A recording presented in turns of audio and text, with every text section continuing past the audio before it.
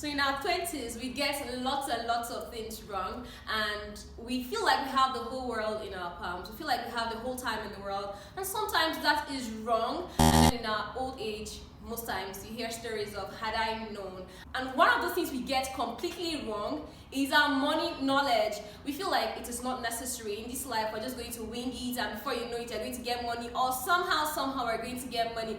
But I tell you, that is not right. I mean, I've heard stories and I'm like, oh my goodness, this is very important for me to know at this age. So your 20s is actually a very, very good time to get to know about money, how to save, how to invest, how to spend, how to do all of that stuff. So today we're going to be talking about money. And to be honest, I must say this at this point, I'm one very shy person to talk about money. Some people are like, but you are Igbo. I'll be like, I'm a different species.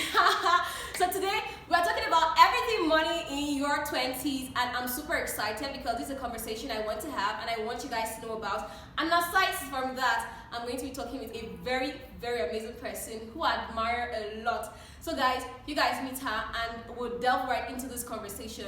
If you're new here, you're welcome. My name is Chioma Otie. If you're returning, my name is Chioma Otie. In case you forgot, because I've not been here in a while, so you might have forgotten my name, but it's good to have you all here. If you're new here, please don't forget to subscribe, and if you get to like this video, which I know you will, so already like this video, turn on all notifications so that you'll be the first person to get a notification once I post a new video. So yeah, meet my guest and we'll get right into the video. Hi everyone, my name is Christine Isham Pepe, also known as the Money Mechanic. I am many things.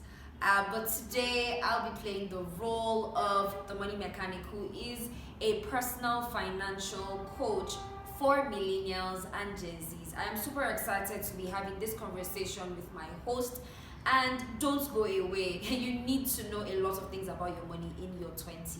So stay tuned. So now that you all have met my guest, let's get right into the conversation. Oh, before we do that, I've not congratulated you.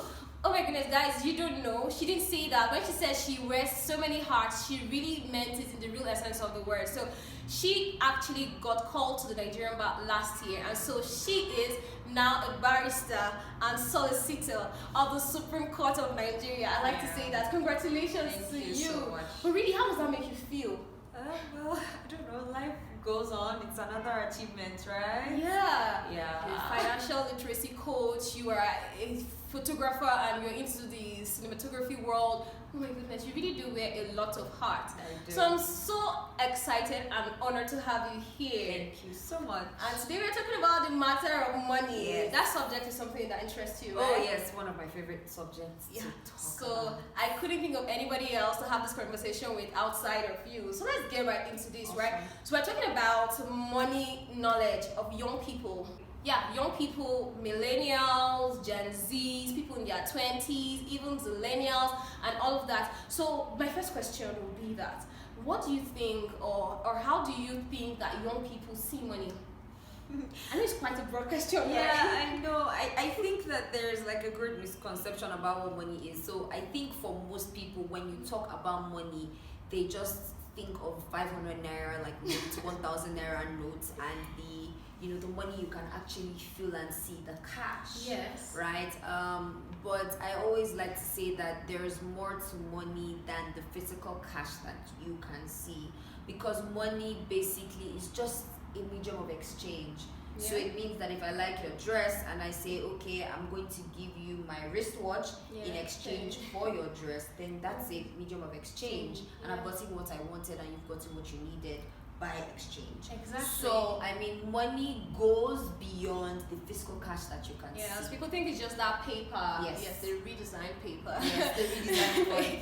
Yeah. So I want us to just like different ideologies to money. Let's talk about spending now, for instance, right?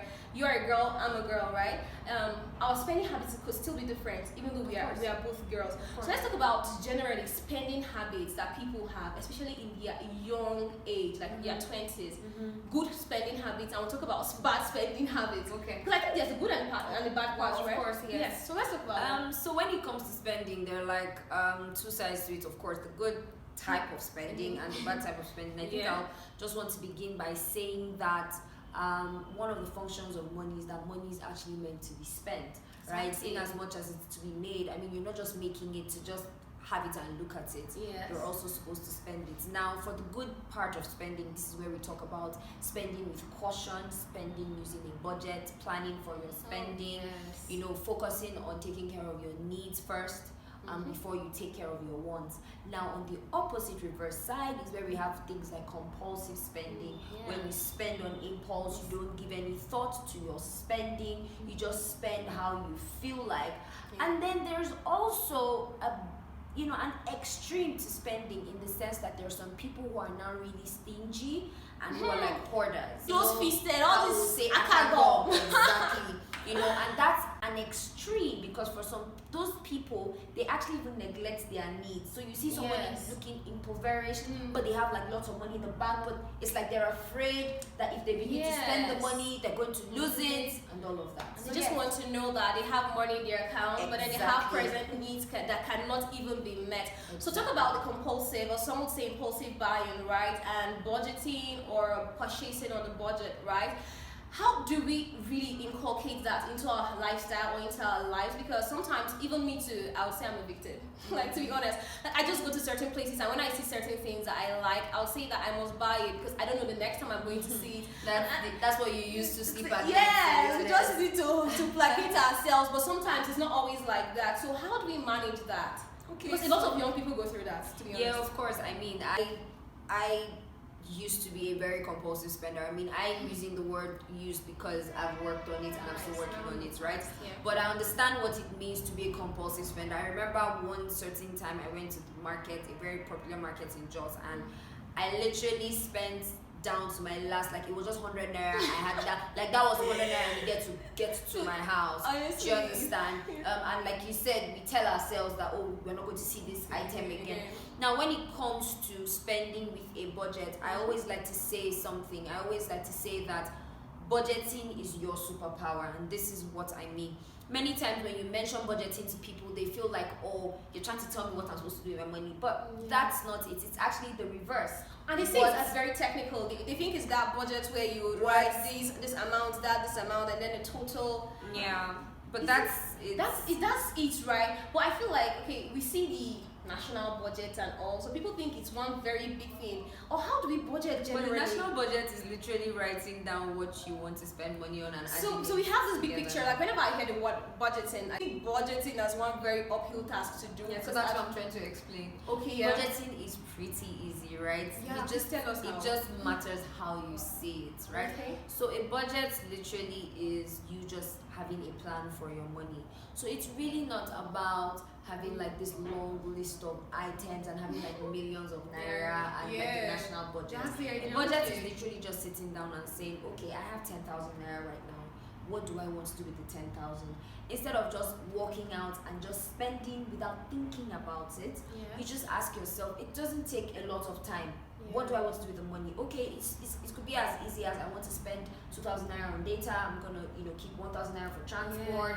It's just having a plan, so that when you're spending the 10,000, you can actually identify what you're using the money for. Exactly. That's literally it. And you can budget anywhere. You can budget. I use my notes pad on my phone to budget. There's no sacred process to budgeting. You can budget on a little sheet of paper. The whole thing is just have a plan. And something I saw of recent is like you can even budget daily, weekly, monthly, and even annually. And something you said I find very pivotal is the fact that you could actually budget as little as 10,000 naira, because some people like Moa and some other people out there, they think budgeting must have to start from like 50k upwards. So now that's very important, because I think that's one ideology that is very, very erroneous that we have as young people. So yes, that's something we should work on. So talking about money mindset, I want us to hit so much in this because I feel it's very important. What do you think are factors that affect our money mindset? Because one thing I think is the generational gap, because our parents do not tell us certain things. All they'll say is, you don't be like me, now I'm retiring, I don't really have this saved, I don't have that saved, and all of that. So what do you think, as Nigerians, let's speak for Nigeria now, what do you think are factors that have kind of molded our money mindset? Okay, so when it comes to money mindset, I would say that for us as Africans, what has really affected our money mindset is our background, like you mentioned.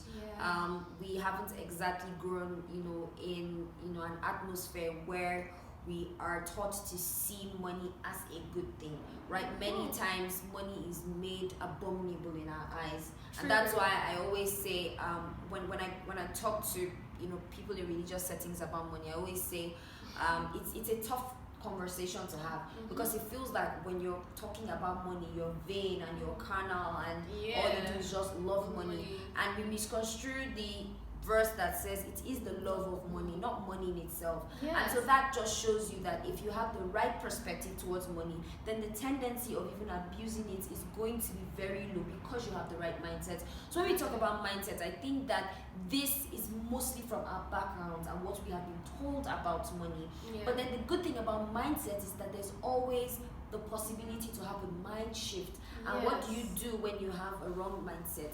You replace it with positive, very intentionally. Very intentionally. And all you need to do when it comes to money is to begin to see the good sides of money, to begin to see the good things that money can do for you, to begin to see the good that you can do with money. Yes, I think you said something very integral here, because to you now, I think you said just one thing, which is our background, but I see it in two ways.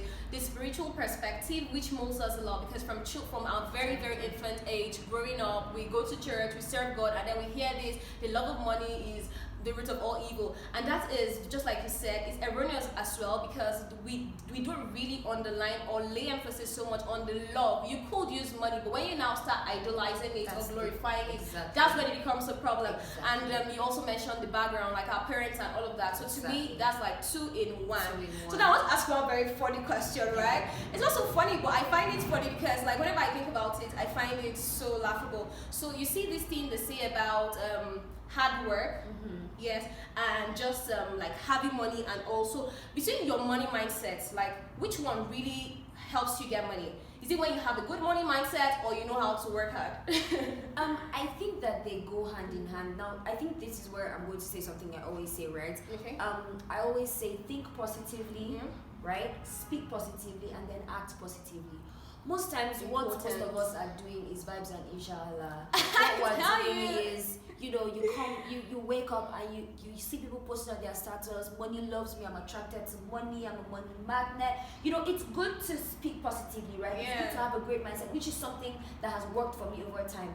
I am someone who believes in speaking, right? Yes. But one thing I also say is, when you speak, don't stop there. You have to act. Yes, the execution Because, is more. yes, because you have to. If you don't take action, all you're just doing is speaking. Honestly. And speaking takes nobody nowhere. Nowhere. It's just like wishful thinking. You just stay and you fantasize over something, and then you don't do anything. So when it comes to making money, for me, I think it goes hand in hand. As I speak positively, I also apply, hard work ethic. And I also believe strongly that when you think positively, it also affects your brain work. I've seen the fact that when I think positively, my brain begins to align with what I think and what I say. Exactly. So I begin to ask myself questions like, if you say your money is, your money magnet. So what are you doing to be a money magnet? Nobody just sits there and money is magneted to them. Exactly. So there's always the action factor. That's okay. what. So now I think this. You made very, very important points right there. So hope you guys are taking notes. Yes, it's all about youth here on Youth Paper Chairman. I try to educate you with the little I know, and as well bring people so that we all grow together. And I think this is one very important part that we need to lay emphasis on, so that we all can grow. Everybody say 2023 is a year of financial freedom. Not be by mouth. We have to put in the work, as she said, and it's not about singing tapa tapa. In fact, you shouldn't even be singing that. I mean, just a personal conviction I have is, just like we talk about speaking positively. Don't speak negatively. We may, we may laugh about, when we glorify Sapa. But what that does again is, when you glorify Sapa, your mind automatically begins to zoom in on Sapa, and you begin to think you're really never going to get out of the rat race of Sapa. So I think that we must apply caution about the things we also say, and the things we also allow sink into our minds as well. Yeah, that reminds me. As soon as you just said that, one word that came to my mind was, I think, a word I found of recent that talks about the fear of money, like the phobia of money. I think that's chromatophobia. Like, people fear money. They don't want to see money. They don't want to smell money. They just have this fear. And one part I saw that was they have this overwhelming fear. But one part that struck me the most was they like to just have the money in their account and not like in their account. Those are the people, the extreme. Yes, and that is not good at all. So now we've been able to identify some bad or very unrealistic money mindsets. And so now let's move on. And the gap there resonates, right? So now let's look at certain things that we should do, or certain mindsets that we should inculcate in our lives and in our lifestyles that would help us have good mindset about money in our 20s. And okay, we're saying 20s, but you know that even millennials, Kind of even like millennials, like even this generation alpha, I guess, these newborns, the small children. Yes, you can also have this mindset that to help you as you grow. So what are those things that we should know about money now that would help us and go a very long way? Okay, I think that one important thing we need to start knowing is that money is not evil. Very Money important. is not evil. Money is a good thing. And I say this because look at your life and think about how money affects it. Money affects every part of your life. And when I say every, I mean every part of your life. Your standard of living is affected by the kind of money you Exactly. have. The kind of food you eat is affected by the kind of money you have. I mean, a multi-millionaire would probably have a 3-course meal for breakfast when you'd have only one. Right, or half. One, same. So I mean everything, right? So you must understand that money is a good thing. Money advances and improves your life. Yeah. Now, when you start with that mindset, then you are already on a path. Now, another thing that we should also take note as millennials and Gen Zs and the alphas is that financial freedom is possible. I know that when you ask people if financial freedom is a thing, people are like, will you ever be financially free? But this is where I say that financial freedom is possible, but you must define what it is to you. Yes. Because there is no standard to what financial freedom is. So it could be For some individualized. people, financial freedom is that I am debt free. And I can take care of my needs. And I can wake up and go to Zanzibar on vacation. Yeah. That is financial freedom. But what I would say is that one underlying principle you can have about the concept is that financial freedom is being able to take decisions, life-changing decisions, without wondering on how it impacts your finances. And I think that that's being free. The fact that I can decide to do something that will cost me money and I don't have to rack my brain so much. Yeah. That's a sense of freedom. Yeah. That I have time, I can buy other people's time to do stuff for me, and I can focus on my passions. That is financial freedom. So financial freedom is possible. That's the second thing. Yeah. And then I think the last thing, so that we don't talk too much, that we also should note is that you must pick up healthy money habits. Please say that. Your again. money will not grow if you don't do what it takes for it to grow. But there's this era a couple of years ago that, you know, there was this brand, I'm a keep. My money grows like grass, and it was like everywhere. I probably didn't know that, but there was this brand that, like, you know, they brought like t-shirts and stuff, and it was like, my money grows like grass. Your money will not grow like grass if you don't inculcate. You have to water healthy money. Exactly. So that's my point.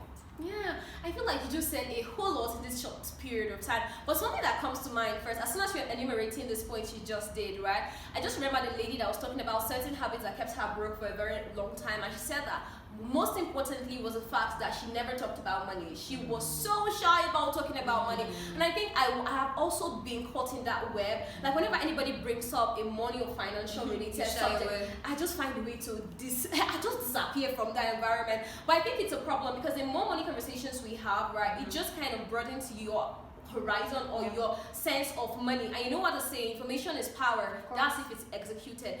Knowledge is currency. So that is very important. If you don't know it at all, it's a problem. But if you know it, if you know it and you don't put it into practice, like then it's even a bigger problem. Exactly. So now you said something about money growing, and I mentioned watering it. And in my head now, randomly, I think the watering is the investments, kind of.